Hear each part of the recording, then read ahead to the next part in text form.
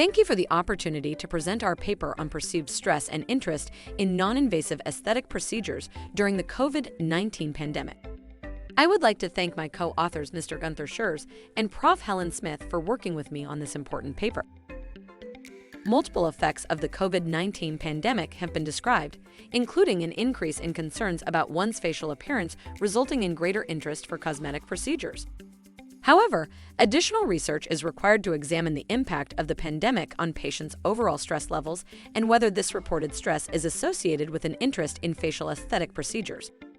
We aim to describe perceived stress levels and to identify factors associated with increased stress among patients seeking facial aesthetic treatments during the pandemic.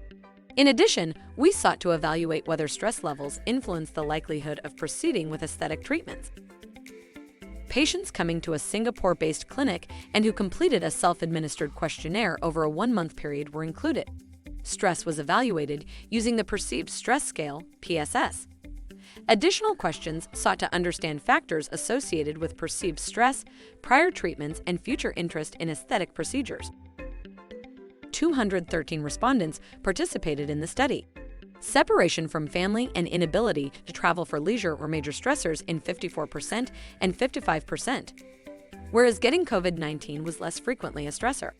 Patients reported greater concern with appearance, and 91% of patients continued aesthetic procedures despite the pandemic. 75% reported interest in proceeding with treatments not previously tried before. PSS scores were higher than published norms. Factors associated with increased scores included residency status, job insecurity, and markers of increased concern about appearance. Significantly higher stress scores were seen in patients seeking aesthetic treatments.